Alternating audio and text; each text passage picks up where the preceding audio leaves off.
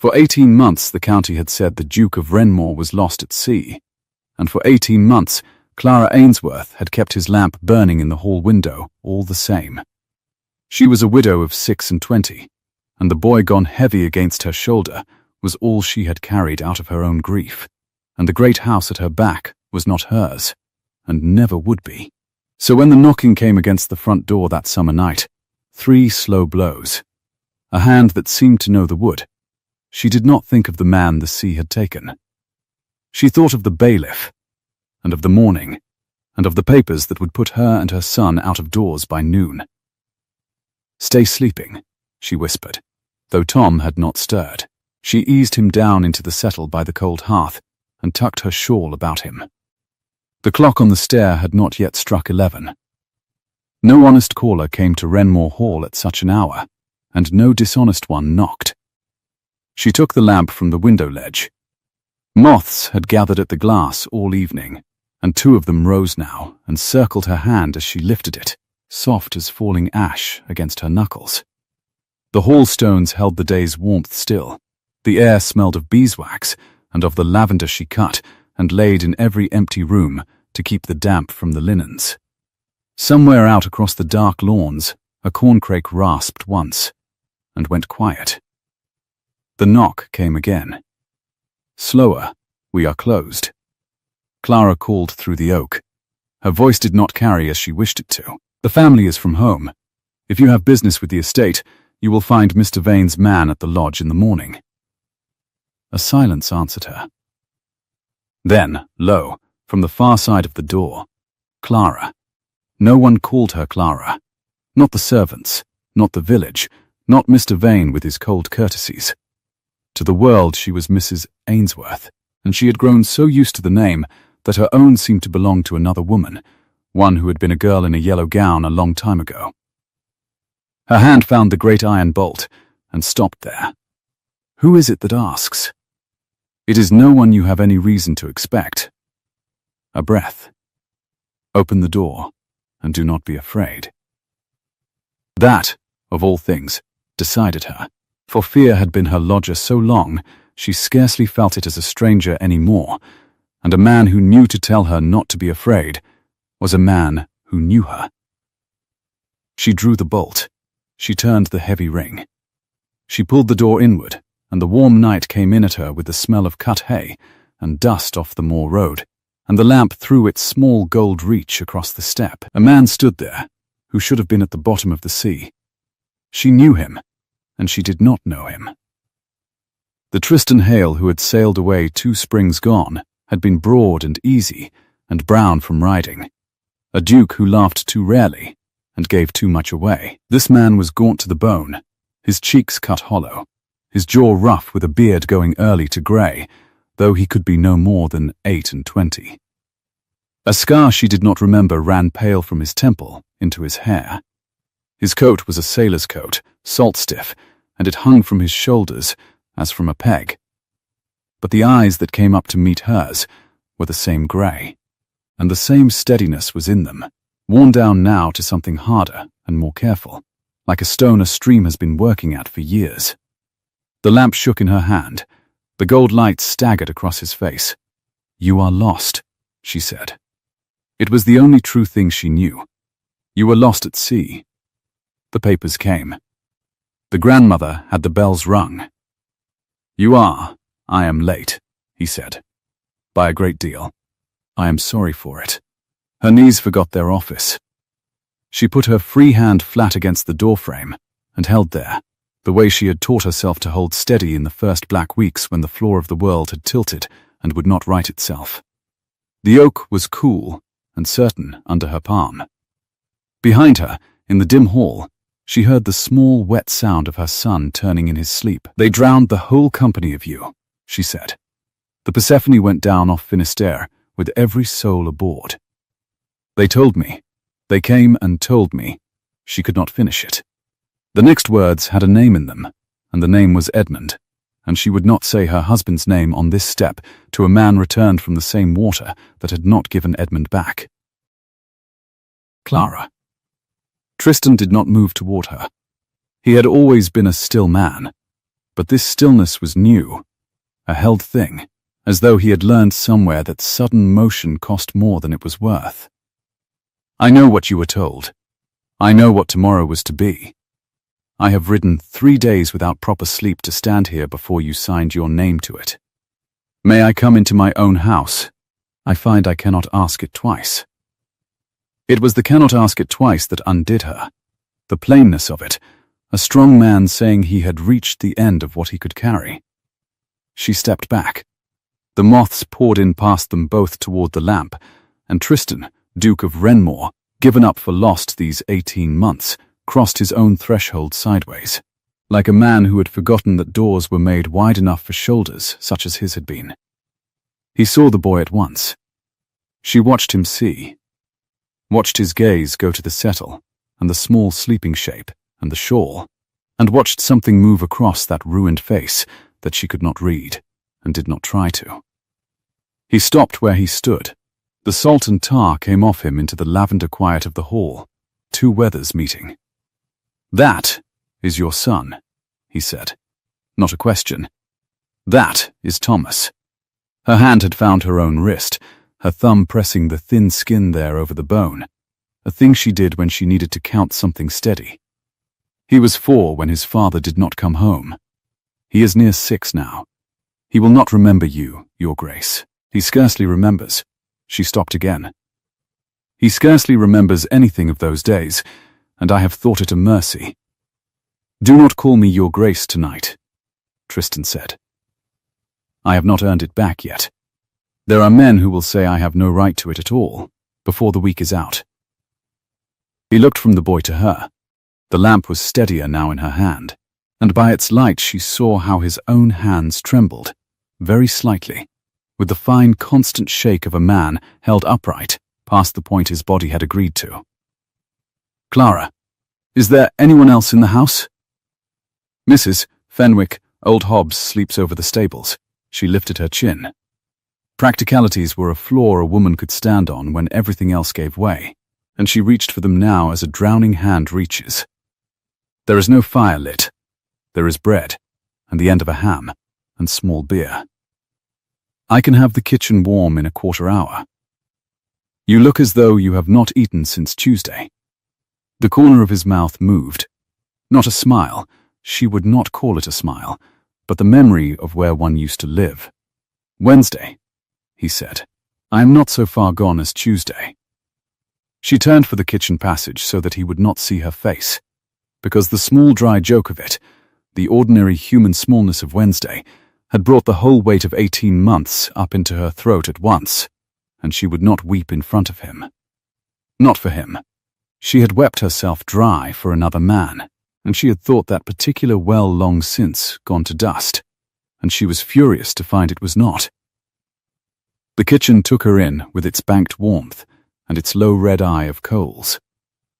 She set the lamp on the scrubbed deal table and stood a moment with both hands braced on the wood, breathing the clean smell of yeast and ash before she trusted herself to reach down the bellows.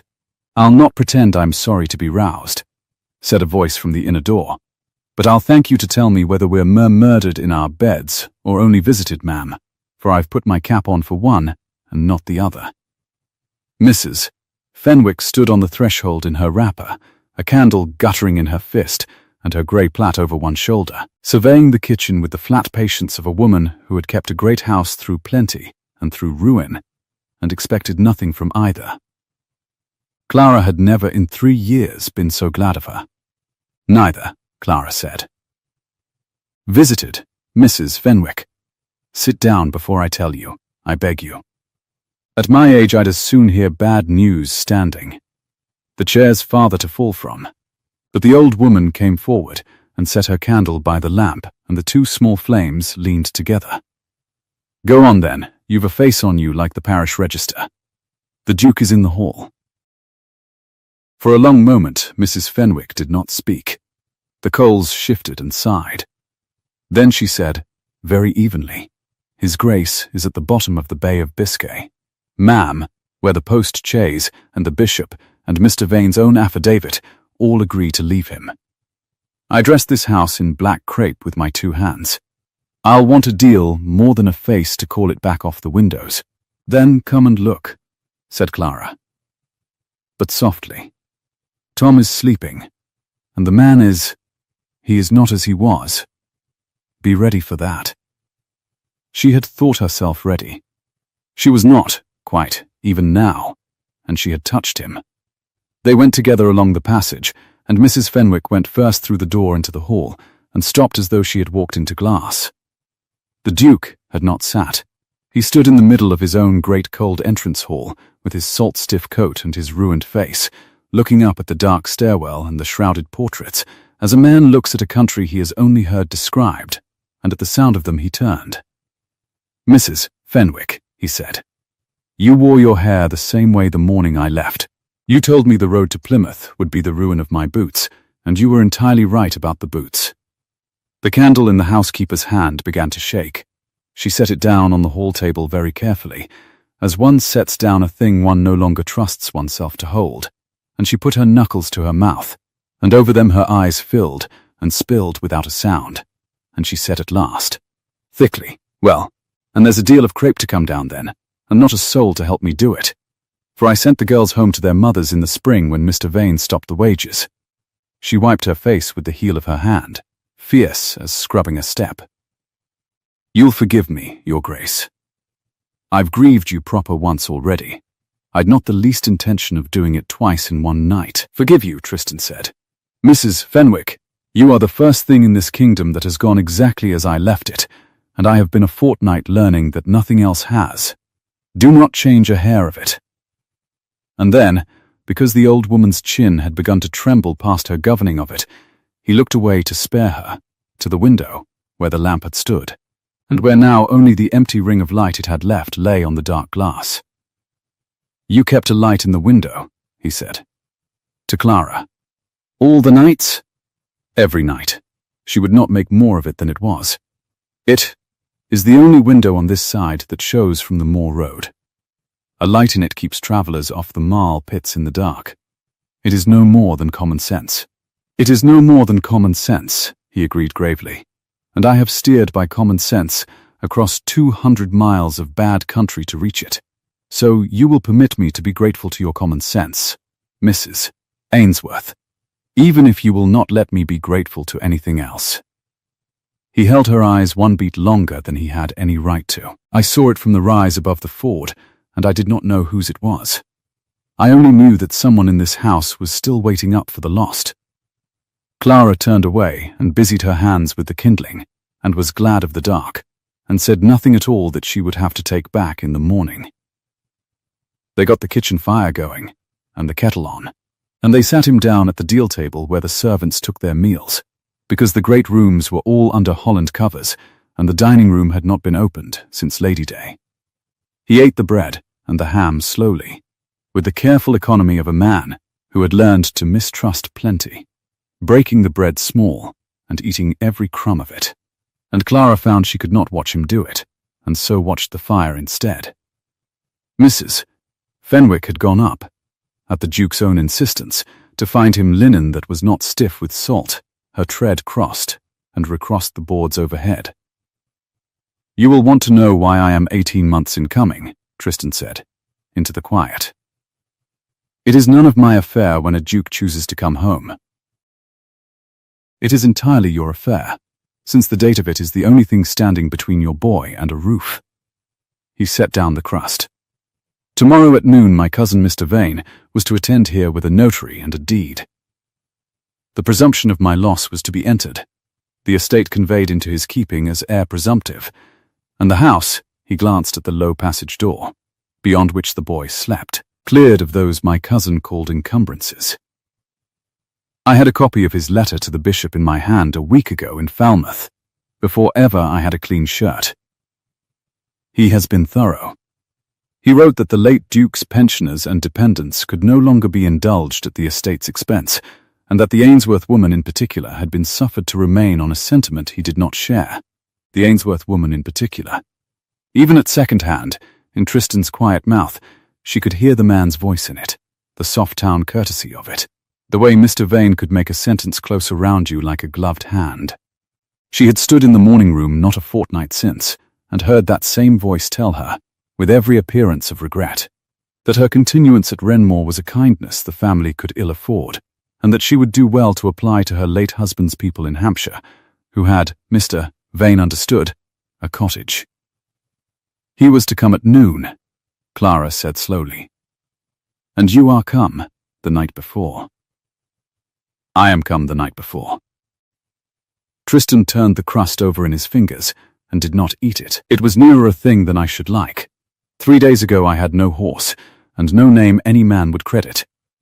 And a face, he touched the scar at his temple, once lightly, that my own cousin will swear before a magistrate belongs to an impostor, an adventurer, a sailor who has heard a dead man's history in a tavern and come to claim his lands. He will say it, Clara.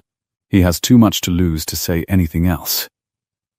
By morning every soul in this county will know that a man stands at Renmore, calling himself the Duke, and not 1 in 10 will believe me. And the one man with the most reason to disbelieve me is the man the law will set to examine the question. The kettle began its low-rising note. Clara took it off and made the tea with hands she kept very still by main force, and set the cup before him, and sat down across the scrubbed boards in the place where Hobbs took his supper, and looked at this gaunt, impossible man in the red firelight, and asked him the only question that mattered to her in all the wide ruined world. Was my husband with you? She said, at the end. Tristan went very still. The fire ticked. Above them Mrs. Fenwick's footsteps had stopped, and the house held its breath, and out in the hall the small lost shape of her son slept on. The carved boat his father had whittled him, still clutched in one fist, as it had been every night for 18 months, because she had never once been able to take it from him. Edmund was with me, Tristan said at last, low. He was with me when the ship struck, and he was with me after, longer than you have been told, longer than anyone in England knows. There is a great deal I have carried home to tell you, Clara, and almost none of it is fit to tell tonight, with the boy asleep 10 feet off and you white to the lips. He reached across the table, not to touch her. His hand stopped short, flat on the wood, the trembling stilled now, as if for this one thing his body would obey. But I will tell you this much, because you have earned it 18 months over, and I will not let you wait a single hour past your due. Your husband did not go down with the Persephone. Whatever you have grieved, grieve the right thing. And when I have slept, and the boy is at his lessons, you and I are going to sit in that library where your light burns, and I am going to tell you everything, from the rock off Finisterre to the door I knocked on tonight. The clock on the stair struck 11 at last, far off and small, and on the last stroke a sound came that froze them both, the long grind of an iron-shod wheel on the gravel of the drive, and the blow of a horse pulled up hard, and a man's voice in the warm dark calling for the lodge-keeper by name. Clara was on her feet without knowing she had risen. That is not Hobbs's cart, she said. That comes from the London road. Tristan rose too, slow, one hand on the table's edge, and in the red light his ruined face had gone to iron. No, he said, it is a great deal too early for noon. My cousin, it seems, did not care to wait for the morning either. The wheel ground to a stop. Clara heard the horse blow and stamp, heard a second voice answer the first from the direction of the lodge, and through the high kitchen window she saw a lantern bloom yellow against the dark stable wall, swing, and steady. Her hand went of its own accord to the worn place on her wrist. Stay here, she said. Both of you. If it is Mr. Vane, he must not find you at his ease at my table, drinking small beer like a tinker. He will make a tale of it that I cannot unmake. He will make a tale of it whatever I do. But Tristan set the cup down and rose, and the firelight ran red along the gaunt edge of him. Where is the boy? In the hall. Asleep, her breath caught on the word.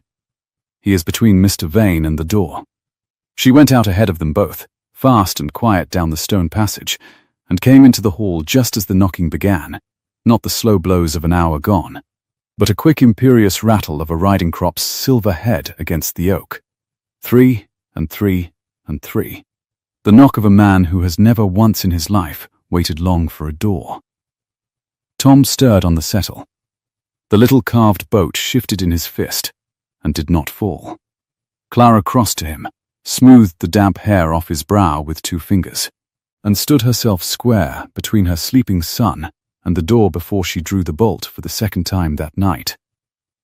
The warm dark came in, and with it a smell of horse sweat and road dust, and under it, fine and incongruous, the dry citrus of a town cologne. Mr. Vane stood on the step in a travelling coat of dove-grey superfine that had not a crease in it, his boots polished to black water, his fair hair swept back from a brow as smooth and handsome as a coin's. He was a beautiful man, and had always been one. That was the cruelty of him. Clara had long thought that nature had spent so lavishly on the casket and put a clerk's ledger inside it. Mrs. Ainsworth, he inclined his head a precise inch. Forgive the hour. I came down by the mail and could not rest at the inn. There is a matter that would not keep. A rumour reached me on the road, an absurd one, and I find I cannot proceed to tomorrow's business until I have laid it. I am told a man has come to the hall tonight. You are well informed for a man off the mail, Clara said. Who told you so? My groom had it from your lodgekeeper, who had it from the rise above the ford, where a great many idle eyes watch a lighted window. His pale gaze went past her into the dim hall, unhurried, cataloguing. A stranger, they say. A sailor, knocking at a respectable widow's door at 11 of the night. The corner of his handsome mouth curved. You will understand my concern, ma'am, is wholly for your good name. My good name has wanted your concern these 18 months, and gone without it. Then permit me to repair the neglect. And he stepped forward as though to come in, and Clara did not move, and for one taut breath they stood there, with the threshold between them like a drawn line. Cousin.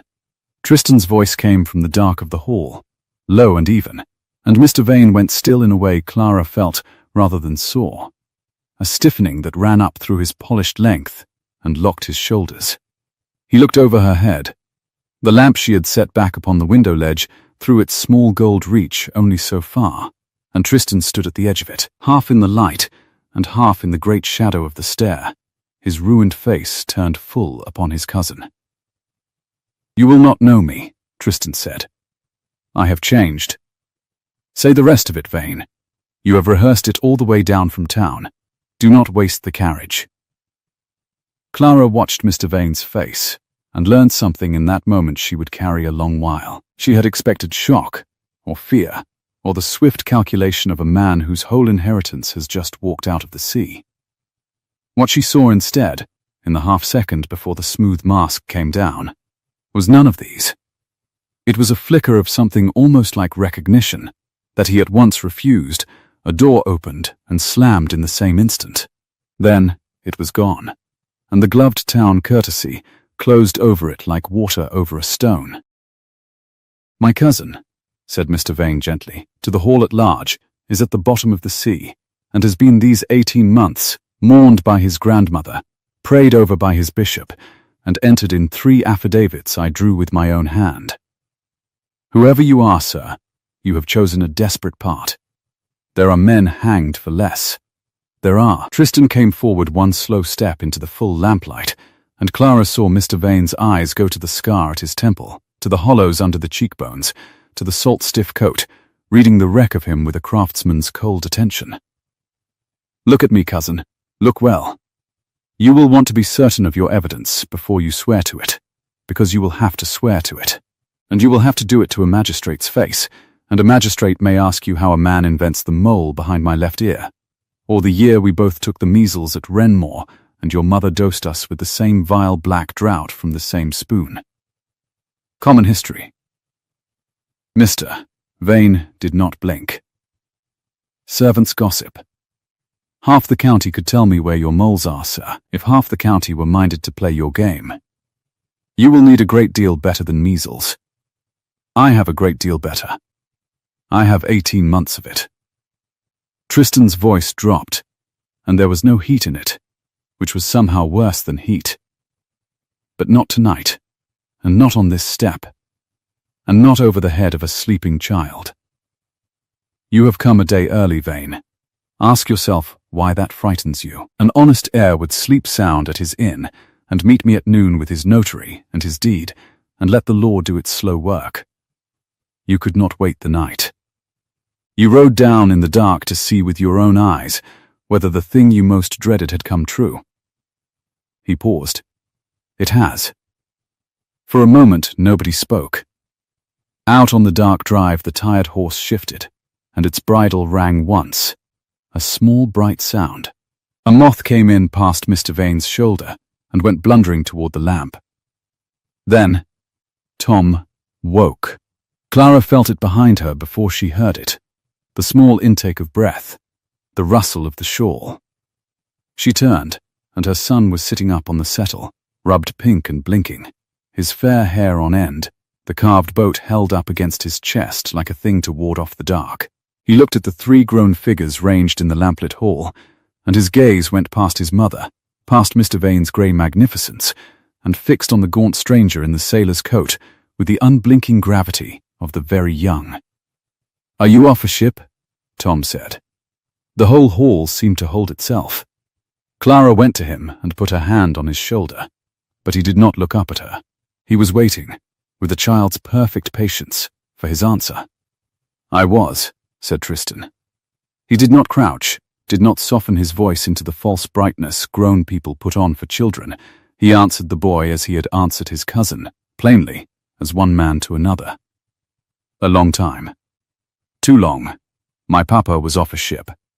Tom turned the little boat in his hands so that its blunt prow caught the light. "He made me this one. It can go on the pond, but not in the deep part. The deep part is where ships are lost." He said it without grief, the way a child recites a hard fact he has been given and has made his peace with, and it went through Clara like a blade turned slow. "Did you know my papa? His name was Edmund Ainsworth, and he was the best sailor in the world."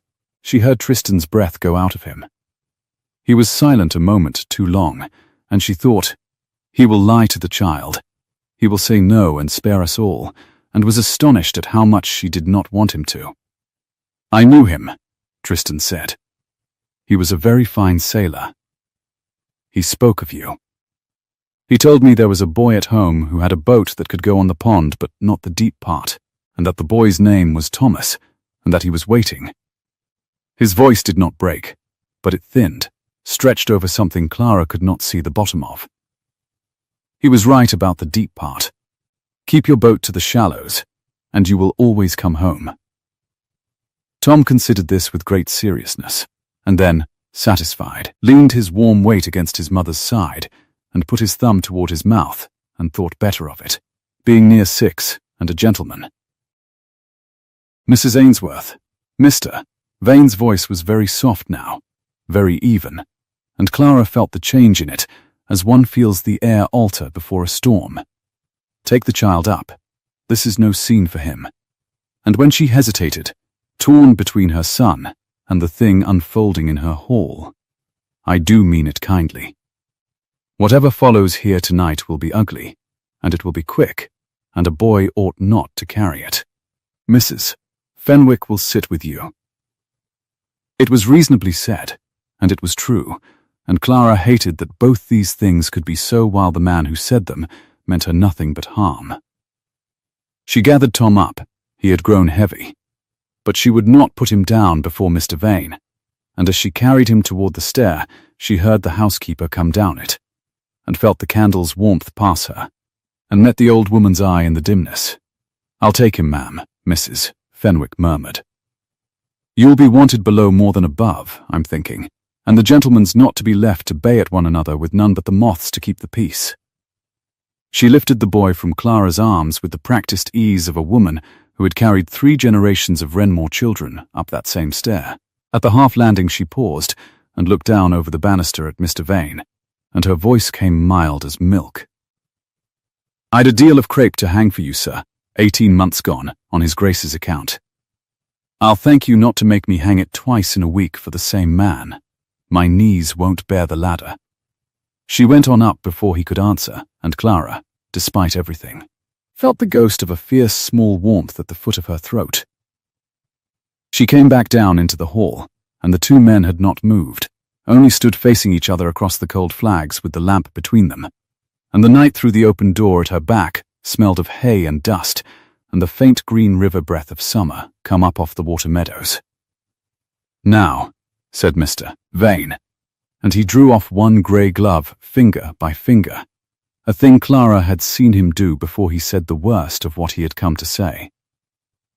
"We may speak plainly, the child being gone.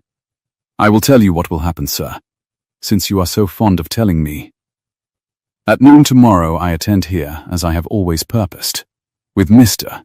Stokes the notary, and with Sir John Pelham, who is the magistrate for this division, and was, as it happens, my late cousin's friend and shooting companion these 20 years. Sir John knew the Duke of Renmore's face, as well as he knows his own. You will stand before him, and he will look at you, and he will not know you." He smiled, and it was a beautiful, regretful smile. "And then, sir, the question will no longer be one of estates and deeds. It will be a question of fraud, and of a low adventurer who imposed upon a credulous widow alone in a great house, and worked upon her grief and her circumstances to install himself beneath her roof. Consider how that reads, Mrs. Ainsworth. Consider it well before you let this man sleep 1 hour at Renmore." The words landed exactly where he had aimed them. Clara felt the heat come up her throat into her face, and hated it, and could not stop it. "You will not speak of me in that fashion in my own." She stopped. It was not her own hall. It had never been her own hall. That was the whole engine of her ruin, and Mr. Vane's faint sympathetic inclination of the head told her he had heard the sentence break, and knew precisely where. "In whose hall, ma'am?" he said, very gently. "That is rather the matter, is it not?" Enough. Tristan had not raised his voice, but something in it brought Mr. Vane's pale eyes round.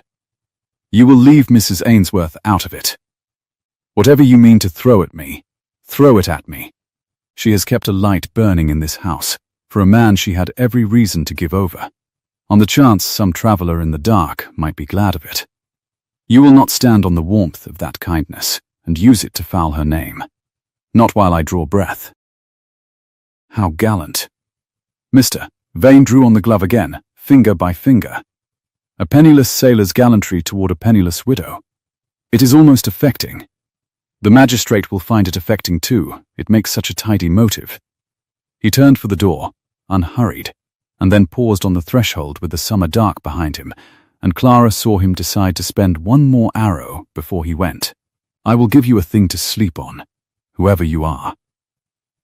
My cousin, the true Duke, carried a watch, his father's, gold, with the Renmore crest cut in the case, and a charge of 3 martlets, and the motto beneath. He was never without it. It went down with him. The survivor's accounts said as much. A clever impostor would have furnished himself with such a watch before he came. His smile widened a fraction. "I shall be most interested, sir, to see what is in your pocket at noon. Good night to you both. I am at the Renmore Arms. The whole village will know by breakfast that the dead have taken to knocking on doors." He was down the steps and across the gravel before Clara could speak, and the lantern at the lodge swung up to meet him.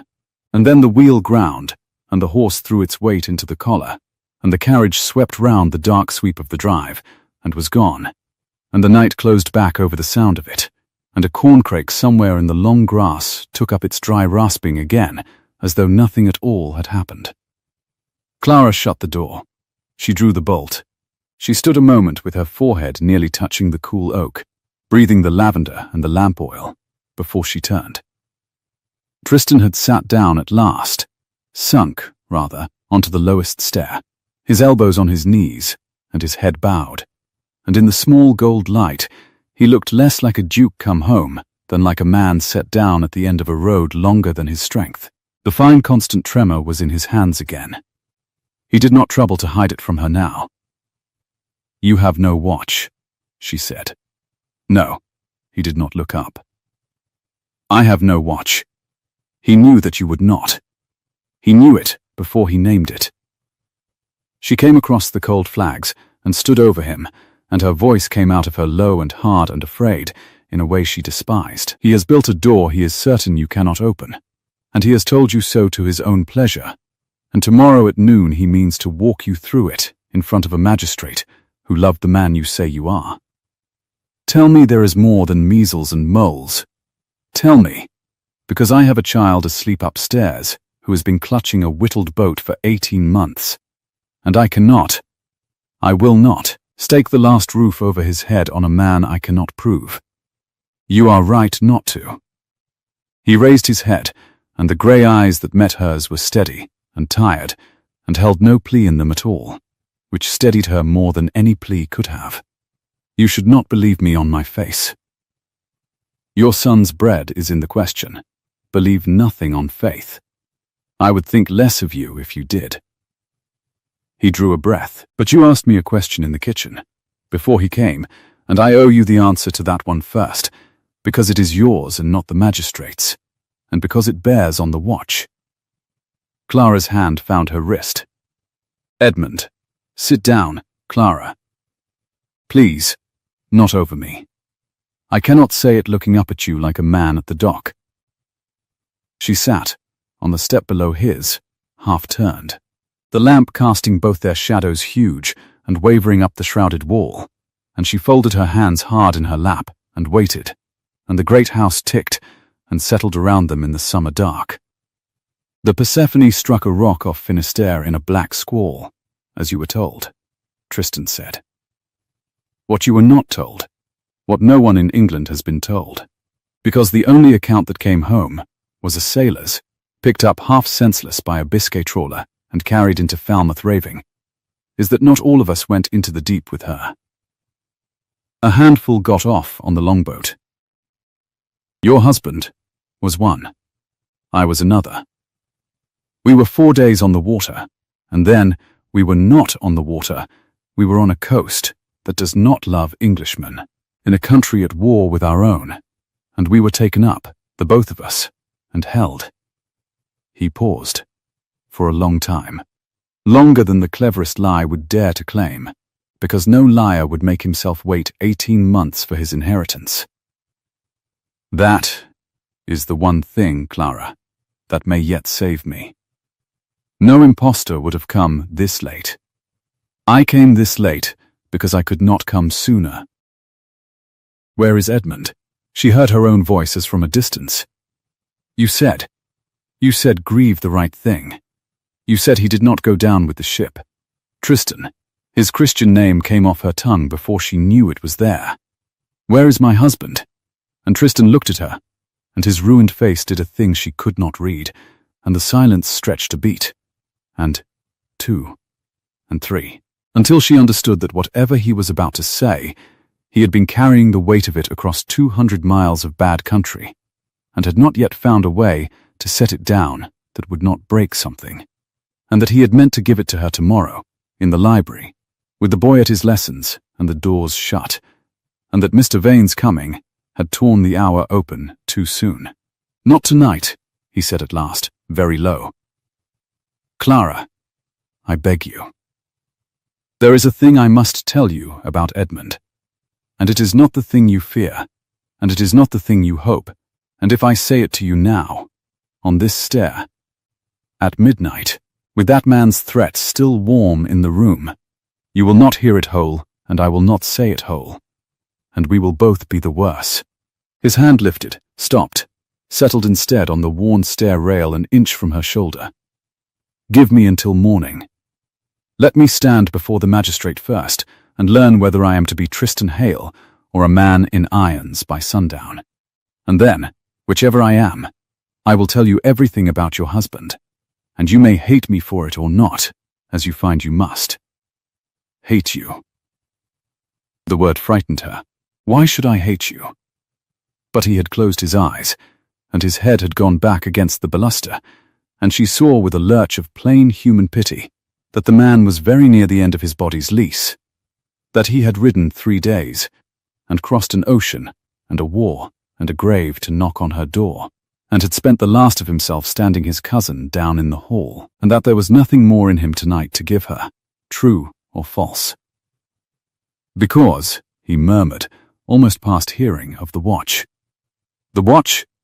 She leaned closer. Tristan. The watch Mr. Vane named. What of it? He did not answer. His breathing had gone long and slow and ragged, the breathing of a man fallen into the deep place past exhaustion, where even fear cannot follow, and his head rested against the old oak, where his father's heads had rested, and the lamp burned low and steady on the window ledge above them both. Clara knelt on the stair and looked at his sleeping face, at the scar, at the grey coming early into the beard, at the hollows the months had cut, and she felt the question turn in her, like a key that will not quite catch. What of the watch? He had not finished it. He had said the watch may save him, and the watch may damn him in the same breath, and then sleep had taken him before he could say which, and tomorrow at noon a magistrate who had loved the dead duke would ask to see his pockets. She rose. She found a holland sheet, folded in the chest beneath the stair, and laid it over him where he sat, for she had not the heart, and had not the strength to wake him, and the kitchen fire would gutter to ash before he could be moved. She took up the lamp, and as she carried it back toward the window ledge to set it in its nightly place, the small gold light passed across the front of Tristan's hanging coat, and caught, for half a breath, no more, on a hard squared shape low in the inner pocket, a weight that pulled the salt-stiff cloth out of True, the size and the heft of a thing a man might carry against his heart across 200 miles of bad country and not let go. Clara stood very still. The moths turned at the glass.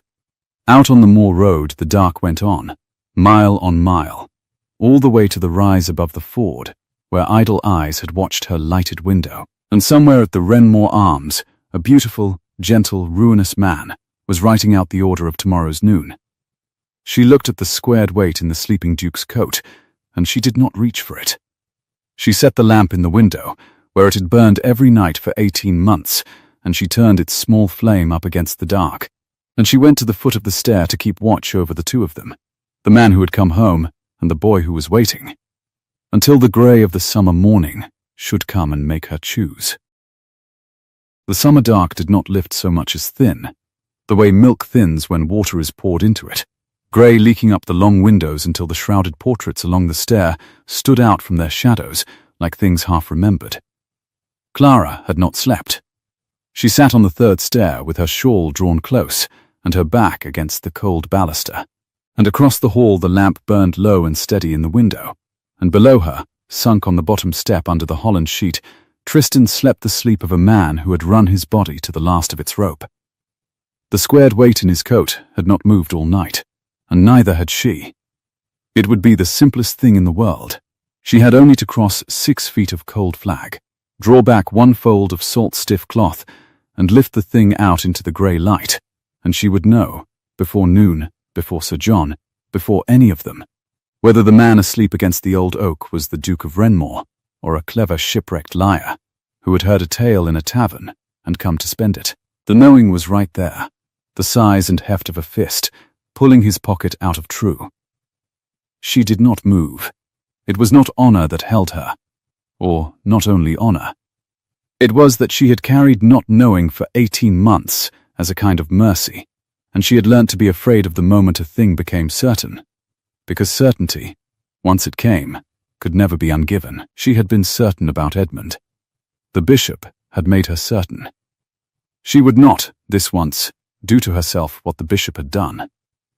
Below her, Tristan's breath caught, snagged, and steadied. His head had slid sideways against the baluster in the night, and a strand of his greying hair had fallen across the scar at his temple, and in the thin light the hollows under his cheekbones looked carved, not starved, a face whittled down to whatever it had been underneath all along. She found she had been looking at it a long while. A door opened somewhere above, soft, and a tread came along the upper passage, and Mrs. Fenwick came down the stair behind her, already dressed, already capped, smelling of the lavender water she used, and of the cold tallow of her bedroom candle. She stopped 2 steps up and looked down over Clara's shoulder at the sleeping man and the sheet. "You sat the night through on a stone stair," she said, very low, "with your bones, ma'am, and you're not 30. There's penance in it somewhere, but I'm blessed if I see the sin. I could not move him. No more you could. He'd the look of felled timber when I left you." The old woman's eyes went to the window, to the lamp, and then, knowing exactly where to look, because she had been keeping the secrets of men for 50 years, to the squared weight in the hanging coat. She said nothing of it. "There's the boy to wake and feed, and a great house to put a face on, before strangers come tramping through it at noon. And I'll not do either standing here. Will you come and put the kettle to the fire, or will you keep your vigil till you're a statue and I've to dust you?" Clara almost smiled. "I will come." But she did not, for a moment, and Mrs. Fenwick, with the great tact of the truly practical, went on down past them both and away toward the kitchen, and her footsteps left the hall, and the lamp burned, and Tristan slept on, and the grey came up the windows like water rising in a well. He woke as she was getting to her feet, woke all at once, the way she imagined men learned to wake in countries that did not love them, with no soft border between sleep and his hand already at the stair rail, and his eyes already open and hunting the room. Then he saw her, and saw the hall, and saw the sheet that had been laid over him, and the hunting went out of him. "You covered me," he said. His voice came rusty. "You would have taken a chill. The flags hold the cold all night, however hot the day." She drew her shawl tighter, suddenly aware of her sleepless face, her uncombed hair, the impropriety of having watched a man through the dark hours. "It is near 5. You have slept perhaps 4 hours. It is the most I have slept under a roof in 18 months. He pushed himself upright by the rail, and she heard his joints answer him, and saw the tremor come back into his hands as the night's stillness left them. The holland sheet slid off his shoulder and pooled on the step, and there, as he reached to gather it as the coat fell open, was the squared weight again, plain in the strengthening light, straining the inner pocket. She looked at it. She could not help it. And he saw her look. For a moment neither of them spoke. A blackbird started up in the garden beyond the window, loud and careless, and somewhere far off a cart was on the moor road, the small dry complaint of an axle that wanted grease. "You want me to take it out," Tristan said quietly, "and show you. I want nothing. It came out too fast." She steadied it. "I want to know whether I am sheltering the master of this house or a man who will hang for saying he is, and whether I am to let my son go on sleeping under a roof that will be pulled out from over him at noon. That is what I want. Whether you take anything out of your pocket is your own affair. It is not my own affair. Nothing of mine is my own affair any longer. That is rather the lesson of the last 2 years." He laid his hand flat over the pocket, over the squared shape, the way a man lays his hand over a wound to feel whether it still bleeds. "I will show it to you, Clara. But not now, and not first. If I show you this before I have told you the rest, you will read it wrong. You will read it the way Vane means you to read it, and once you have read it wrong, I shall never get you to read it true. Will you let me tell it in its order? I have had 18 months to set the order. It is the one thing I have that is whole." She looked at the hand over the pocket, and at the grey eyes that did not plead, and she found she believed at least this, that the order mattered to him more than his own skin did, which was not the calculation of a liar with an inheritance to seize. "After breakfast," she said, "when the boy is at his lessons, as you promised, as I promised." He got to his feet, swaying once, righting himself against the wall. "Mrs. Ainsworth, Clara, thank you for the sheet.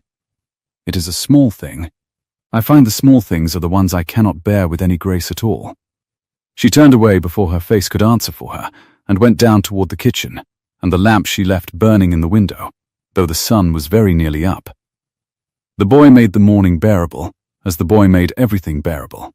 He came down tousled and warm, and immediately gravely, suspicious, and stood in the kitchen doorway in his nightshirt, with the carved boat in his fist, and looked at the gaunt stranger sitting at Hobbs's place, with a bowl of Mrs. Fenwick's barley porridge going cold in front of him.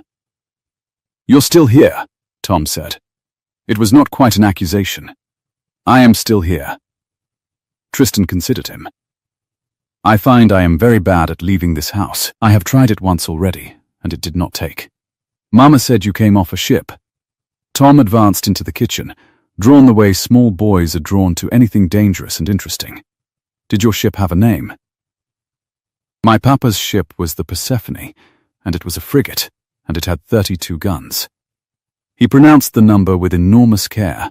38 guns, said Tristan, "and you are very nearly right, which is better than most grown men manage." Clara, at the hearth, went still with the ladle in her hand. "Eat your porridge, Tom," she said, because she did not trust the room. "And then you will wash, and Mrs. Fenwick has set out your copybook, and you will do your letters at the table in the morning room, where the light is good. I don't want to do letters." Nevertheless, Tom sighed the great sigh of the put-upon young, and climbed onto the bench beside the stranger. Because the stranger was more interesting than letters, and a boy will sit anywhere interesting, and he applied himself to his porridge with the single-mindedness of the very hungry, and Tristan, Clara saw from the corner of her eye, broke his own bread small as he always did, and set half of it, without a word, without a flourish, on the edge of the boy's bowl, where a child would find it. Tom ate it without comment.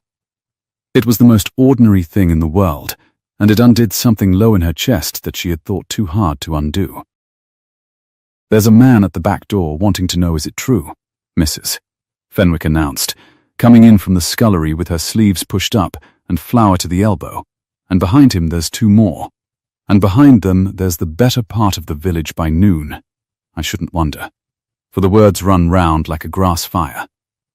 I sent this one off with a flea in his ear, but I'll not answer for the rest. They've come to gawp at the dead man knocking, ma'am, and there's no manners in a county at gawping time. Tell them the family is from home." Clara said. "I told the first one that," and he said, "Mild as you please." "Then who's that at the window keeping the light?" Mrs. Fenwick wiped her hands on her apron. "There's no telling them anything. A lighted window in a morning house draws the whole parish like moths, and we've had it burning 18 months, and now there's a face to hang on it." She glanced at Tristan, and something almost gentle crossed her flat old face. "Eat, your grace. Whatever they make you at noon, they'll make you it better fed. You are a hard woman, Mrs. Fenwick," Tristan said, "and I have crossed half the world to be bullied by you, and I would not change one word of it. Get on with you." But the old woman's chin worked, and she turned to the fire to hide it, and Clara understood that the house was, in its small, obstinate way, deciding to believe, the kettle and the porridge, and the bullying, all of them quietly taking his part before the magistrate ever should, and that this frightened her more than Vane's threats had, because the house could be wrong, and the house had a child sleeping in it. The note came at 9:30.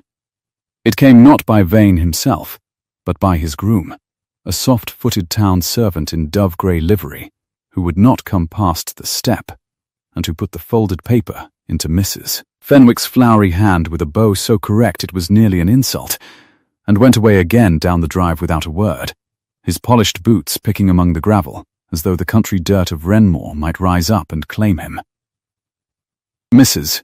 Fenwick brought it to Clara in the morning room, where Tom sat frowning over his copybook, with his tongue between his teeth, forming his letters one laborious limb at a time. "For you, ma'am. Not for him." The old woman's voice was carefully without weight. "It's the cousin's hand. I'd know that hand on my own headstone." Clara took it to the window. The seal was grey wax, unmarked, a man too careful to put his crest on a thing he might wish to disown. She broke it. The hand inside was beautiful, even, lawyer-trained, and it said what she had known from the first letter of it that it would say, only worse, because it was kind. "Madam," it ran, "I write before noon spares us both the discomfort of speaking thus before others. You are a sensible woman and a mother, and I would not for the world see either quality wasted. The man beneath your roof will be examined today, and the examination will go against him. Of that you may be wholly assured. For I have arranged the ground with care, and Sir John is not a man to be gulled. When he is taken, and he will be taken, the only question remaining will be how deep the gulling went, and who within the house assisted it. A widow who sheltered an impostor, fed him, sat with him through the night, may be called a victim of his arts, or she may be called his confederate. The line between is drawn by the magistrate, and the magistrate will draw it where I incline him to draw it. I incline to mercy. Stand apart from this man at noon. Say what is only the truth, that a stranger came in the dark, that he frightened you, that you did not know him and do not.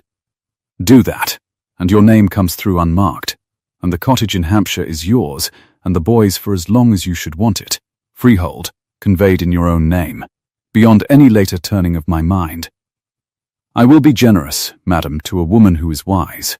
I will be otherwise to one who is not. The choice, mercifully, is wholly yours. Your obedient servant, and see. Clara read it twice. The second time the morning room tilted very slightly, the way the floor of the world had tilted in the first black weeks, and she put her free hand to the window frame, the painted wood warm now with the sun, and held there. A freehold cottage. In her own name.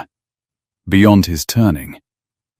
She had not in 3 years owned the bed she slept in, or the chair she sat in.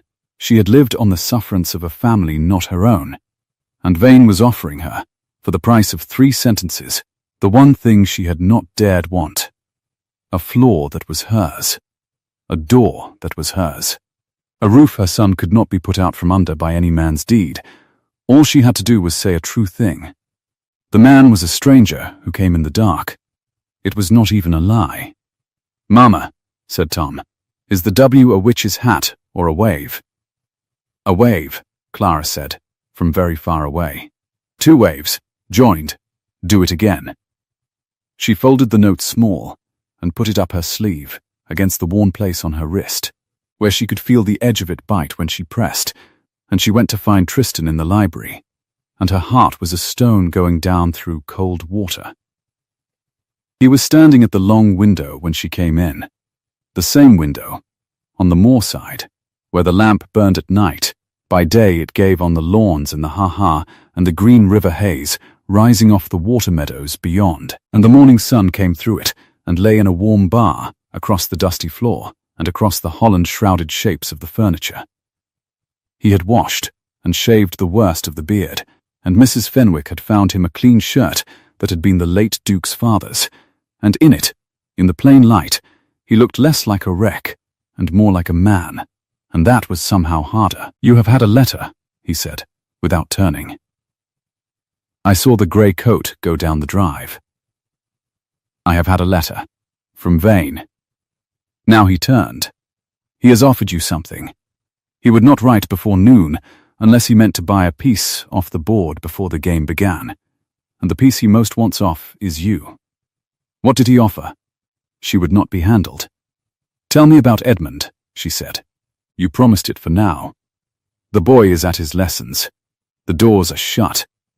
I cannot," her voice cracked and she mastered it, "I cannot make any choice that is offered me until I know what happened to my husband. So tell me. Now. All of it." For a moment he looked at her, and she saw him weigh whether to press her about the letter, and saw him decide not to, and was obscurely grateful. He crossed to the great desk, where 18 months of dust lay soft as felt, and he set his hand on the back of the shrouded chair, and he was quiet a moment, ordering the thing he had ordered 1,000 times on the cold road home. "We got off on the longboat, 11 of us, in the black of the squall," he said. "Edmund got me into it. I will tell you that first, because it is the truest part, and you should have it before any of the rest. I was struck on the head as the ship went over. This," he touched the scar, "and I was no use to anyone, half in the water and going under, and your husband came back for me when no sensible man would have. and got an arm under me and held my head up out of the sea for 4 days while the others worked the oars. 4 days, Clara. I owe him every hour I have drawn breath since. I want that set down between us before I say anything you will find harder. She had sat down without knowing it, on the edge of a draped chair, the dust rising soft around her. Go on. We made a coast. It was Spain, but it was a part of Spain the French held, and we came ashore into a country at war, and we were taken up within the day, 11 Englishmen off a wrecked frigate, and they did not believe we were anything so harmless as shipwrecked, and we were held. He said the word flatly, and behind the flatness she heard a great deal he was not saying. A fortress town, inland, months. They did not use us cruelly, after the first, but they did not let us go, and they did not tell anyone we were there, and the world set us down at the bottom of the sea, and grieved us, and gave our names to the bishop. We could not send word. I tried. Every letter went into a fire I never saw. And Edmund. She could barely say it. Was Edmund held with you all that while? All that while. The two of us in one room for the better part of a year, and we kept each other from going to pieces, which is harder than the sea, in its way. He looked down at his hand on the chair back. He talked of you, Clara, every day. He talked of you and the boy until I knew this house I had never properly looked at, the pond and the shallows, the light in the window, the way you cut lavender into the empty rooms. I came home to a place I knew by your husband's voice. You must understand that. When I knocked on that door, I was knocking on a door Edmund had built for me, board by board, through a year of bad nights. Clara's hands had knotted in her lap. You are telling me he is not coming home. I am telling you he is not coming home. Tristan said it gently and did not look away from it, and she was glad, fiercely glad, that he did not dress it, or soften it, or reach for the bishop's smooth phrases. There was a fever came through in the second winter. It went hard with the men who had been longest on short rations, and he had given me half his bread for the better part of a year. Clara, he had spent himself keeping me up, on the sea and after, and when the fever came, he had nothing left in him to spend. I sat with him. I want you to know he was not alone, not for an hour, not at the end. He was not afraid. He spoke of Tom's boat, that it must stay in the shallows. He made me promise. His voice thinned to almost nothing. He made me promise to come home and see you were not turned out. That is the promise that walked me across 200 miles of bad country. Not the dukedom. I would have let the dukedom go. The promise, I could not. The room was very quiet.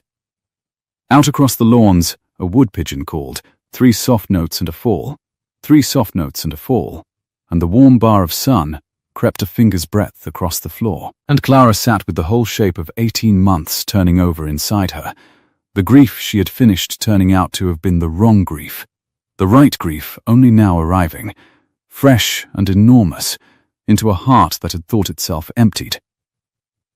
He gave me the watch, Tristan said. She looked up. At the end. He had carried it the whole time. I had given it him. Off the longboat. When I thought I was the one who would not last, I told him to take it home to my grandmother, so there would be something of me come back. He kept it through everything. He sewed it into his coat. They never found it.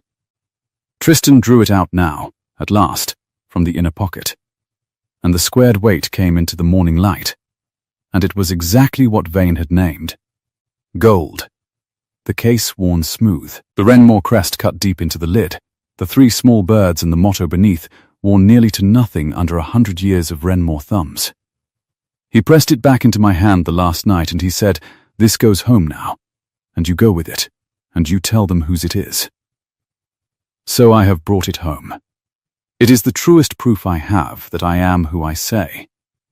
And it is the proof that hangs me, hangs you. Her mouth was dry. How does it hang you? Because the survivor's account that reached Falmouth, the raving sailor, the one true word England ever had of the Persephone, said the watch went down with the Duke. He turned it over in his trembling hand, and the worn gold caught the sun. It is in Vane's affidavits. It is sworn. The Duke's watch is at the bottom of the sea. Everyone who matters has read it under oath. So when I lay this on Sir John's table, Vane does not have to prove I am false.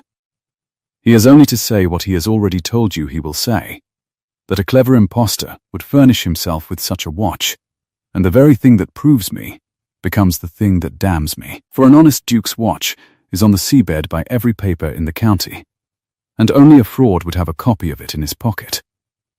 He set it down on the dusty desk between them, gently, the way one sets down a thing too dangerous to hold. Edmund saved my body 4 days on the water and a year in that room, and the last thing he did was to give me a proof that, in this county, on this day, is a rope. He could not have known. There was no way under heaven he could have known. Clara looked at the worn gold watch on the grey dust, and she thought of the freehold cottage, and the note biting into her wrist, and her son 2 rooms away making waves out of the letter W, and she understood with a terrible cold clarity exactly what Vane had built, and exactly why he had built it the night before, and exactly what would happen at noon if she did nothing, and exactly what would happen to her and to Tom if she did something. "He has offered me the cottage," she heard herself say. "In Hampshire. Freehold, in my own name, beyond his turning, for 3 sentences at noon. I am to say a stranger came in the dark and frightened me, and I did not know him." She lifted her eyes to Tristan's, "And it is true. You are a stranger who came in the dark. I do not know you. I have known you 11 hours. I have a child, and you have brought me a watch that you yourself say is a rope, and a story I cannot prove, and the grief of my husband come back on me twice as heavy as the first time. And you are asking me, without asking, to throw a freehold roof over my son's head into the sea on the strength of your face. I am asking you nothing." His voice was very steady. "I told you last night to believe nothing on faith, and I meant it. Take the cottage, Clara. If I were you, I would take the cottage. I would take it and not look back, and I would not blame the woman who took it, not for 1 hour of the rest of my life." And it was that, the plainness of it, the strong man telling her to save herself and her boy and let him go down, that broke something in her. Because it was exactly what Edmund would have said, in exactly that voice, and for one wild moment she could not tell the 2 men apart.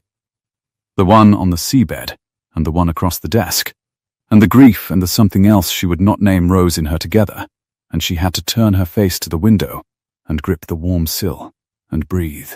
"Mama!" Tom stood in the library doorway, the copybook held up in both hands, beaming. "Mama, I did all the letters. I did the whole row of W, and they are all waves, and none of them are witches' hats. Come and see. In a moment, my love." She did not turn at once. She could not let him see her face. "That is very well done. Take it to Mrs. Fenwick and tell her you are to have a piece of the seed cake for it." He went, thundering, and the small, ordinary joy of him was almost more than the room could hold. When she did turn, Tristan had picked the watch up off the desk and was holding it loosely in his ruined hands, looking at it, and the sun had moved off the floor and onto the wall, and the morning was wearing on toward noon, as mornings do, without mercy, without pause. "There is a thing I have not told you," he said low, not looking up from the gold. "I did not mean to tell you at all, because it changes nothing in the proving of it, and it can only make your choosing harder, and your choosing is hard enough. But you have been honest with me about the cottage, and I will not be less honest than you. So I will tell it, and then I will hold my tongue, and let you choose with everything in your hands and nothing kept back." Clara stood very still by the window. "Tell me." He opened the watch. She saw his thumb find the worn catch, saw the gold lid spring, saw him turn the open case toward her across the dusty desk so that the light fell into it, and she crossed the floor without deciding to, drawn the way the whole parish was drawn to the lighted window, and she looked down into the open watch in the gaunt Duke's hand, and what she saw inside the lid stopped the breath in her throat and the blood in her wrists, and from somewhere far down the drive, faint and growing, came the grind of more than one iron shod wheel on the gravel, and the bright ring of harness, and the sound of noon arriving early at the door. The case held, behind the small disc of glass that covered the dial, a twist of hair, not the boy's fair, but a darker brown, gone to almost nothing at the ends, and folded close against it, a scrap of paper no broader than her thumbnail, creased soft as cloth, covered over in a cramped, careful hand she would have known in the dark, in her sleep, at the bottom of the sea. Edmund's hand. The library tilted. She put 2 fingers against the worn gold to steady the watch in Tristan's palm, and the gold was warm from his pocket, warm as a living thing, and she bent her head over it and read by the moving morning light the words her husband had set down for her in a fortress room across a war. Clara. Keep the boy to the shallows. I was the luckiest man that ever put to sea, and I knew it every day. Do not wear black past the spring. E. She heard a sound come out of her that she did not recognize as her own, small, torn, the sound of a thing giving way that had held 18 months and could hold no longer. She did not weep, not yet. The grief was too large to find the door. She only stood with her fingers on the warm gold and her husband's last word to her cupped in another man's hand, and the whole carefully finished house of her sorrow came down soundlessly around her. He cut it himself, Tristan said, very low. In the last week. He had the steadiness for it still, then, and he made me hold the glass while he wrote it small enough to fit. He would not let me read it. He said it was yours, and not mine. And he was right, and I have carried it 200 miles without once breaking the seal of it. Because a man's last word to his wife is the one thing in this world that is wholly his own. His thumb did not close the lid. He let her look as long as she needed. I told you it would only make your choosing harder. Forgive me, I could not let you choose without it in your hands. Why? Her voice came from a long way off. Why would it make my choosing harder? Because now you know I am not lying about him. The wheels on the gravel were louder now, 2 sets of them, 3, the grind and ring of a whole arrival. And if I am not lying about him, you must wonder whether I am lying about anything, which is exactly the wondering that will undo you at noon, when they ask you to swear you do not know me. The first carriage came up under the library window, with a long crunch and a blowing of horses, and Tristan closed the watch at last, gently, and put it back inside his coat over his heart, and the squared weight pulled the cloth out of True as it had all night. They are here, he said, earlier even than he warned. He means to give the county no time to think. He looked at her, and the grey eyes held no plea, only a kind of steadiness she had come to lean on in the space of half a day. Stand apart from me, Clara. I am asking you now, plainly, as I would not before. Take the cottage. Say the true thing. I will not look at you across that room with 1 ounce of blame. She wiped her face with the heel of her hand, fierce, the way she had seen Mrs. Fenwick do it, and she put the grief down where she could find it again later, because there was a child in the house, and noon was at the door. Be quiet, she said, and let me think, and she went to the window. The drive was full. Sir John Pelham's travelling coach stood foremost, mud to the axle, the old magistrate himself already down, and turning his broad red face up at the front of the hall, as a man turns to a thing he has known 40 years. Behind it a hired gig held a thin black-clad person clutching a writing box to his chest. Stokes the notary, she did not doubt, who looked as though he had been folded into his coat by someone in a hurry. And beyond them, last, unhurried, the dove-grey perfection of Mr. Vane handed himself down from his own carriage onto the gravel he meant by sundown to own. The others moved toward the door. Miss Vane did not, at once. He stood a moment by the wheel of his carriage with the summer sun full on him and his back half to the house, and he believed himself unwatched, for all his men had gone ahead and Sir John was bellowing for the lodge-keeper, and in that unguarded half-minute Clara saw the smooth, handsome face do something it never did in company. His pale gaze went up, not to the front door, not to the great windows of the state rooms, but high, to a small, mean window under the eaves at the north end. A window she knew gave onto the old-day nursery, where the Wrenmore children had been kept 100 years and more. His gloved hand rose. It found the iron boot scraper set in the stone beside the step, the worn one, the one a generation of small boots had used, and his fingers closed round the cold curl of it and held there a moment, the way a man holds the one rail of a place that was ever truly his. Then a footman spoke at his elbow, and the hand came off the iron, and the mask came down smooth as water closing, and Mr. Vane turned and went up his cousin's steps with his beautiful face arranged for ruin. Clara stood very still at the glass. She had hated him without complication for 18 months. She found, watching that gloved hand come off the cold iron, that the hating had got a flaw in it, a hairline, and she despised the flaw and could not unsee it. He had been a boy in this house too. Whatever he had grown into, the nursery under the eaves had once been his. She turned from the window. "Go to the boy," she told Tristan. "Now, before they are in. Sit with him at his copybook in the small parlour, and keep him there, and whatever you hear, do not bring him out into it. He has waited 18 months. He will not watch grown men quarrel over whether his father's friend is a liar." Her chin came up. "I will meet them." "Clara, you wanted me to choose with everything in my hands. I am choosing where I stand. Go." He looked at her one beat longer than he had any right to, the way he had on the step in the dark. And then he went, soft and quick, down the passage toward the small parlour, where Tom's voice could already be heard reciting the alphabet to Mrs. Fenwick. And Clara smoothed her sleeves and felt the folded note bite the worn place on her wrist, and went out into the great hall to open her door for the third time to the men who had come to take it. Sir John filled the hall the moment he entered it, all broadcloth and weather, and a voice pitched for grouse moors. "Mrs. Ainsworth. A bad business, ma'am. A bad business, and an early one. I've not breakfasted, which makes me no kinder a magistrate, mind. Where's this fellow, then?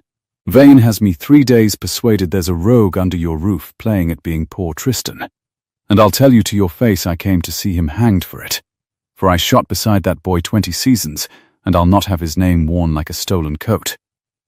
He pulled off his gloves. "Bring him out. Let's have a look at the impudent dog." "You shall have your look, Sir John." Tristan's voice came from the passage, and he stepped into the hall, not from the parlour now, but from the library door, having seen the boy settled, his clean shirt very white against the worn brown of his face, the late Duke's father's shirt, and Sir John Pelham, who had been bawling cheerfully a breath before, stopped as though he had walked into the wall of the world. The hall went silent. A wood pigeon called once outside, 3 soft notes, and a fall. "Good God," said Sir John, and all the colour ran out of his red face and left it the grey of tallow. "Good God in his mercy." "No," said Mr. Vane, smooth and quick, stepping in between them with the ease of a man laying his hand on a tiller. "Sir John, look at him. Look properly. Do not let the first start of it carry you. A gaunt man, a scarred man, a man of the right years and the right height, who has plainly studied his part. The eyes, you will say. I grant the eyes. A clever creature chooses his part by what he has to work with. But you knew my cousin in the flesh these 20 years. Is this the Duke of Wrenmore? This salt rag off a trawler? Or is this a sailor who has heard a great deal in a great many taverns and come to spend a hanged man's history?" He turned his beautiful, regretful smile on the old magistrate. "You are too honest to be gulled by a resemblance and a pair of grey eyes. Examine him. Ask him a thing only the Duke could answer, and watch him fail of it." "I will ask him nothing," Sir John said hoarsely, "for I find I have lost the use of my tongue," and that was so unlike the man that it frightened Clara more than any shouting. "Then let me ask for you." Vane drew off one grey glove, finger by finger, and Clara felt the room brace. "Sir, you claim to be my cousin returned. My cousin carried his father's watch. Gold, the Renmore crest, 3 martlets and the motto cut in the lid, a thing he was never seen without. By the only account that came home, it went down with him into the sea off Finisterre. It is sworn so in 3 affidavits I drew with my own hand, and Sir John has read them. So I will put it to you in front of a magistrate, and I will have a plain answer. His pale eyes were steady and merciless and certain. Have you a watch? I have, said Tristan. A breath went round the hall. Stokes the notary fumbled his writing box open and dipped his pen. Of course you have, Vane said softly, and the certainty in him was a terrible thing, for he had built this door and he knew it could not be opened. Of course you have furnished yourself with one. Sir John, mark it. An honest duke's watch is on the seabed by every paper sworn in this county, and only a forger walks in with a copy in his pocket. Show it, sir. Lay your forgery on the table, and hang yourself with your own hand. Tristan drew the watch out into the light. He did not lay it down. He held it up by its worn case, so the morning fell into the cut crest. The 3 small birds. The motto rubbed near to nothing under 100 years of Renmore thumbs. And he watched not Vane, but Sir John. And when he spoke it, it was to the old man only, low and even, in the voice of a thing remembered, rather than claimed. Sir John, you know this watch better than my cousin does. For you were there, the day it came to me, and he was not. It was at the covert by Eshay Bottom, the wet October my father gave it me on my coming of age, the morning you and he both swore the great pied cock pheasant was your own bird, and very nearly came to blows over a dead. He caught the word, set it gently aside, over a fallen bird, 2 grown men and a magistrate between them red, as turkeys in the rain. A breath. And to make a piece of it, you took my father's new given watch off me, that same night at dinner, and you carried it down to the man in Sherborne yourself, and you paid him out of your own pocket, and you had a thing cut inside the lid where no eye would ever find it, for a jest between the 3 of us, and no soul else alive. You never told it. My father never told it. I never told it. Open the watch, Sir John. Read what you wrote, and then tell this room whether a forger off a trawler could have known to put it there. For a long moment Sir John Pelham did not move. The hall held its breath, even Stokes's pen had stopped. Then the old man came forward, heavy, unwilling, like a man walking out onto ice, and he took the watch from Tristan's hand, and his thick fingers found the catch, and the gold lid sprang, and he turned the inside of the lid to the window light and read what was cut there. His face crumpled like a sheet of paper in a fist. The bird was mine, he read out, and his voice broke clean across the middle of it. The bird was mine, J.P., who paid for this piece. He looked up, and his eyes were streaming, and he did not trouble to wipe them. I had it cut. October of the year 4. 7 years I have not spoke of it to a living creature, for it was a fool's jest, and his father laughed himself ill over it, and they are both of them gone now, and I thought the joke gone with them. His hand shook, so the watch trembled. There is no man on the earth could know this, sir. No tavern, no affidavit, no account from any survivor. There is no man could know this, but the boy I gave it back to that same night across the dinner table, and you are he. Sir John, Vane began. And you are he, the old magistrate roared, rounding on his man of business with the watch held up in his streaming fist. By God, Vane, I know my own jest in my own hand cut by my own Sherborne man. You stood there and told me to ask him a thing only the Duke could answer, and I have my answer, and it is in my own engraving, and it is him, and you have brought me down here 3 days hard to swear a true man into irons. I have brought you down, said Mr. Vane, and his voice had not lost its evenness, though something behind it had begun to come apart, to examine a claim, which is what the law requires, and what you are sworn to do, and a watch is a thing that may be stolen as easily as copied. He says my cousin gave it him. I say my cousin is at the bottom of the sea, and this man has taken it off him there, or off a corpse. The word fell ugly into the lavender quiet of the hall, and Clara saw Tristan flinch as though struck and walked it home to play this part. The engraving proves only that the watch is true. It does not prove the man, and that, Clara saw with a cold clarity, was the cleverness of him. He had been driven off his first ground, and had found his second already prepared. For a man like Vane was never standing on only one floor. The watch was real, very well.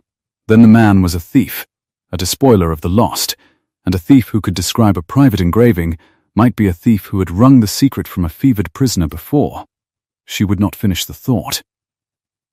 It was the thought Vane wanted in the room, and he had put it there, and it would grow. He cannot prove the man, Vane went on, soft again, turning the room back under his hand, and there is a witness in this house who can speak to how he came. Mrs.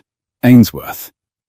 He looked at her, and his beautiful face was all gentleness, and he had not the smallest idea that she had watched his glove come off the cold iron an hour since. You opened the door to him in the dark. You did not know him. He frightened you. You said as much to me on this very step last night. Tell Sir John the truth of it, ma'am, as you are bound to.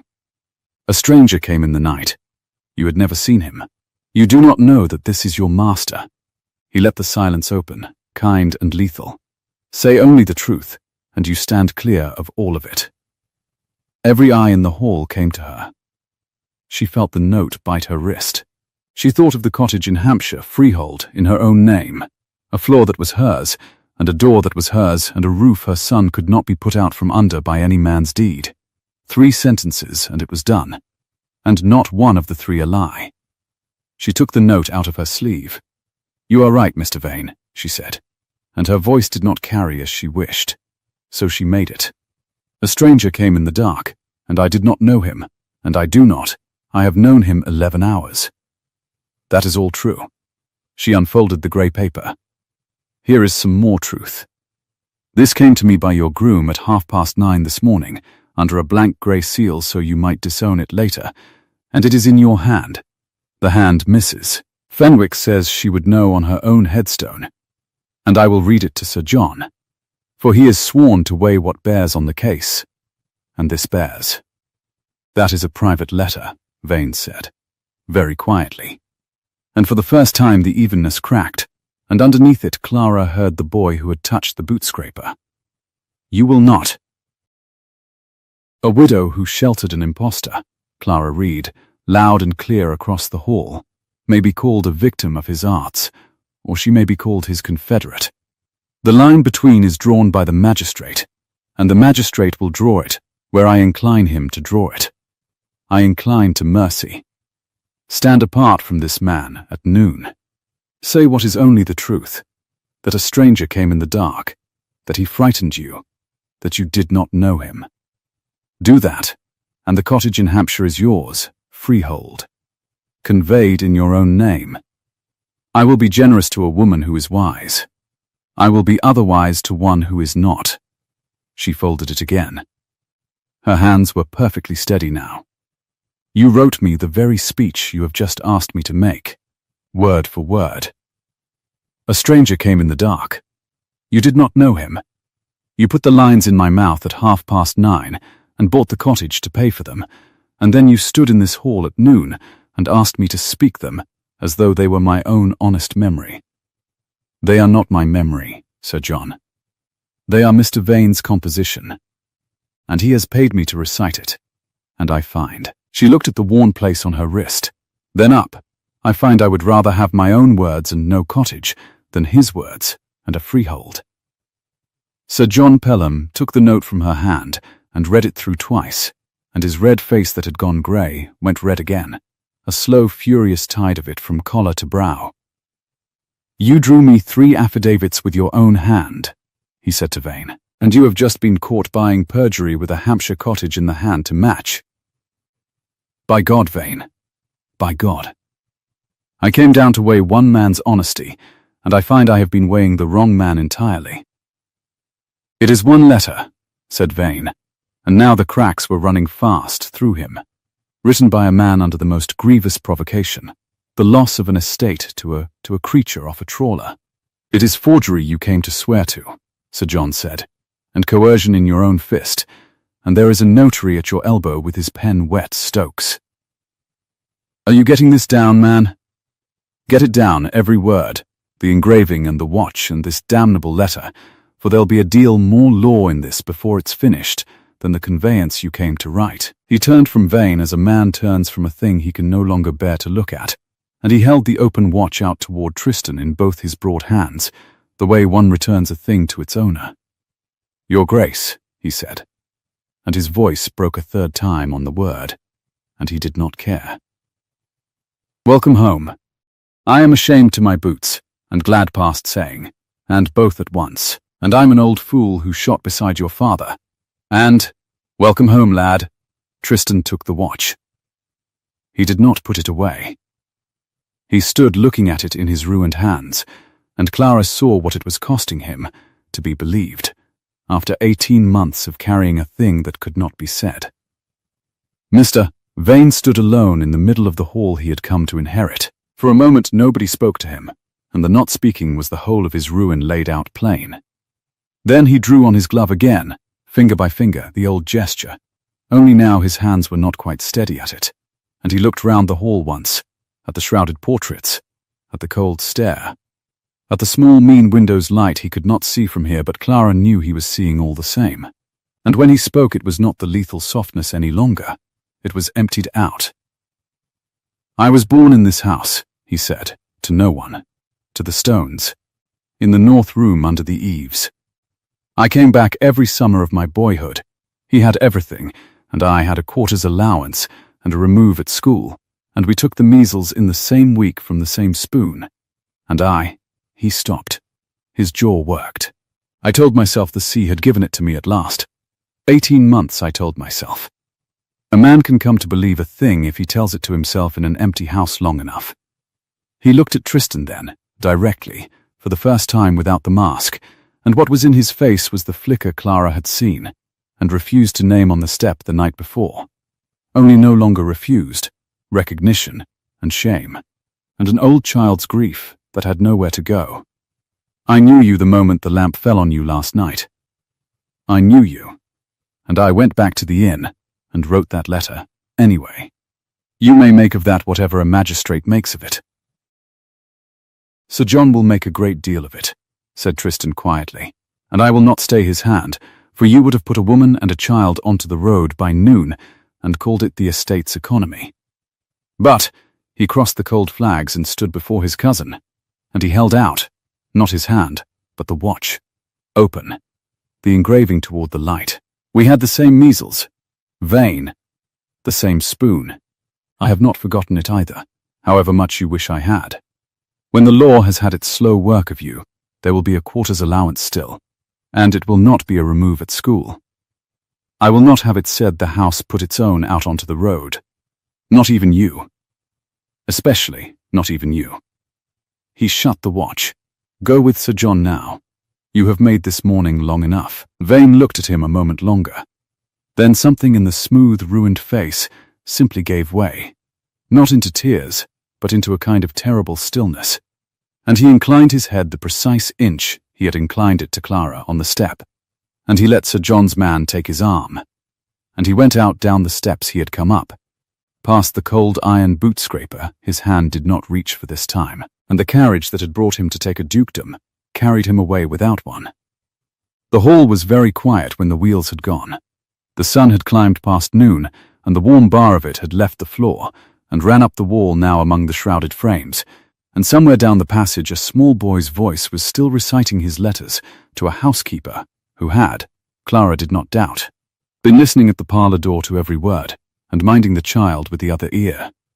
Stokes the notary packed his writing box with the haste of a man fleeing weather, and Sir John gathered the affidavits he had drawn in good faith and crushed in bad, and there were 100 things to be set in motion, the bells to be rung the right way this time, the bishop to be written, the county to be told that the lost was found, but the old magistrate, for all his bluster, had the grace to take himself and his notary out to the carriages and leave the library door shut behind him, so that when the last wheel had crunched away down the drive, the great house held only the 4 of them, the housekeeper and the boy, down the passage, and in the cold hall the man come home, and the woman who had kept his lamp. Clara stood by the window where the lamp burned at night. Now, by day, the casement gave on the lawns gone gold under the high summer sun, the ha-ha, the green river haze lifting off the water meadows, and a single white moth, mad in daylight, beating soft against the glass. "You threw the cottage into the sea," Tristan said behind her. "After all." "I did." She watched the moth. "I told you last night you should not believe me on my face, and you should not. But I read my husband's hand in your pocket this morning, and I read your cousin's hand in my sleeve, and between the two of them I found I knew which men I would stand beside, freehold or none." She turned. "Do not make more of it than it was."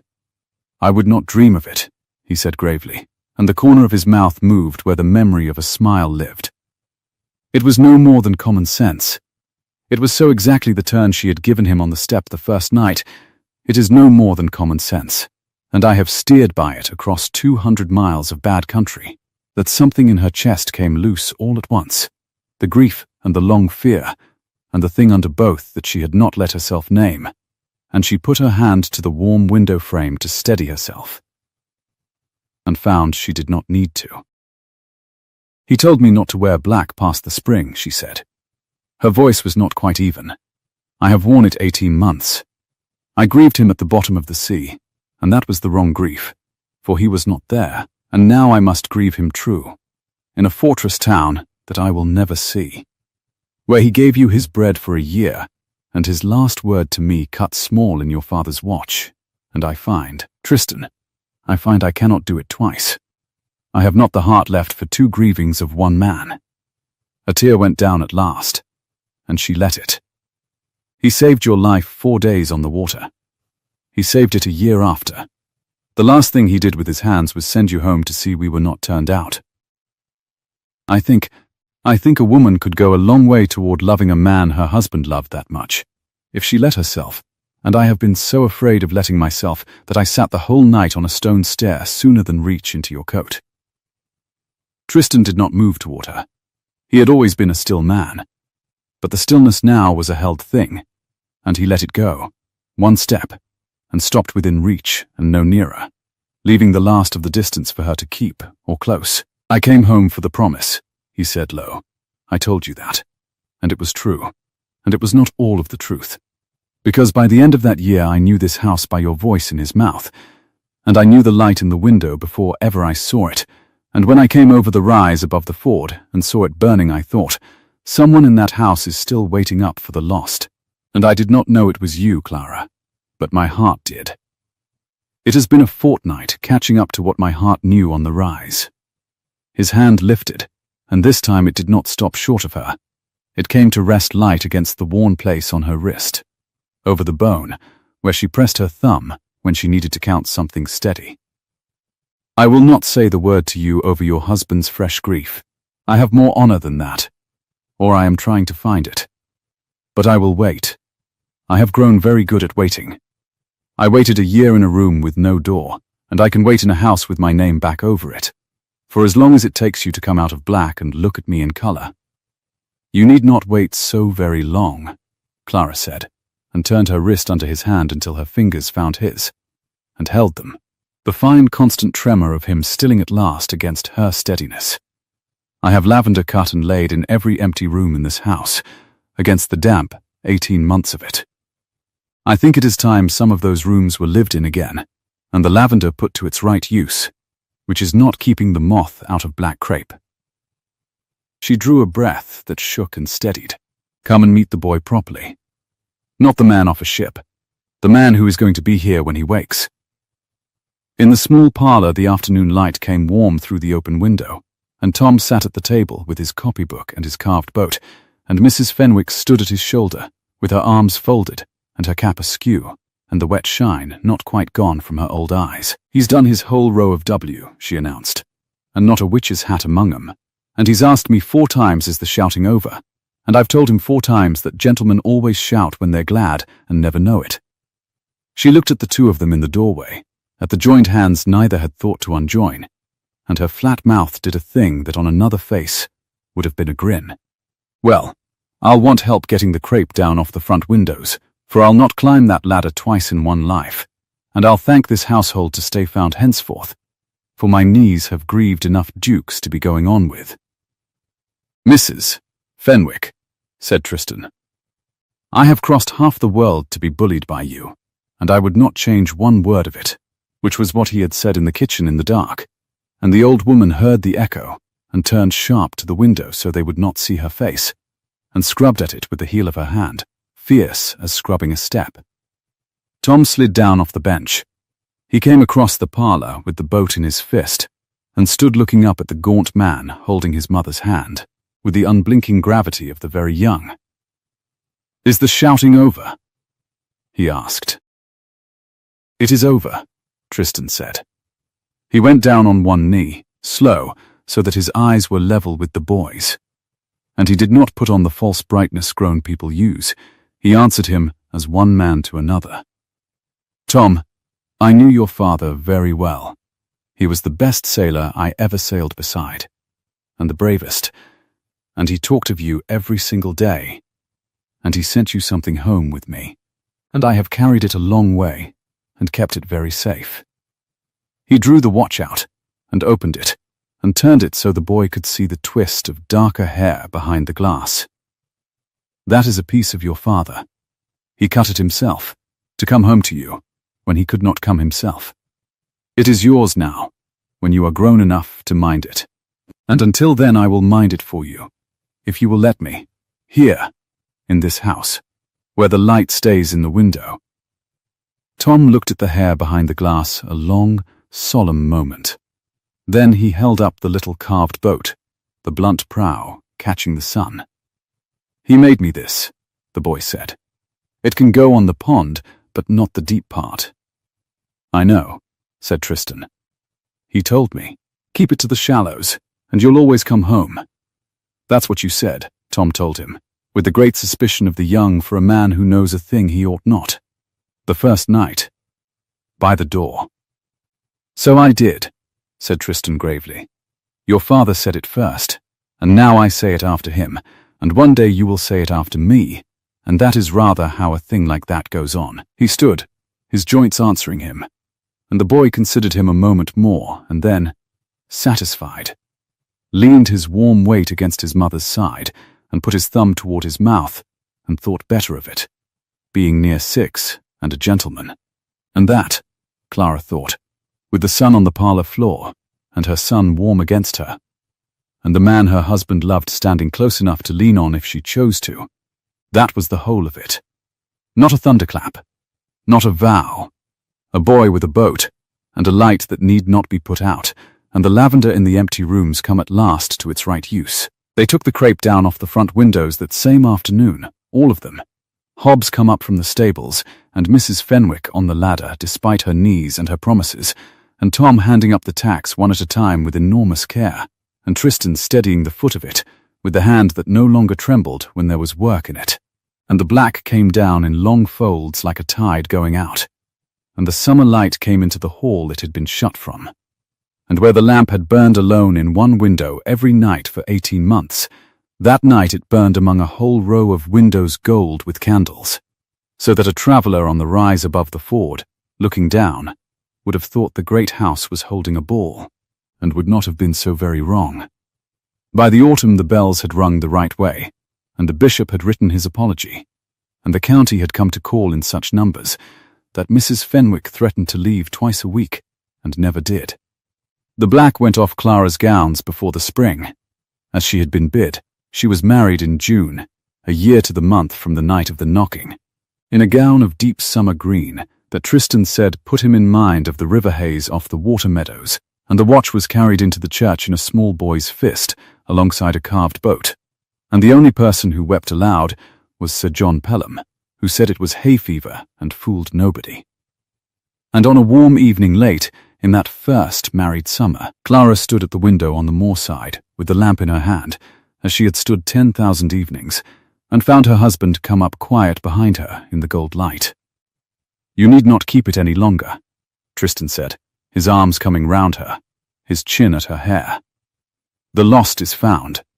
There is no one left to steer home. It keeps the travelers off the mile pits, Clara said, and set the lamp in the window, and turned the small flame up against the coming dark, and leaned back into the warm, steady weight of him, while out across the lawns a corncrake rasped once in the long grass and went quiet.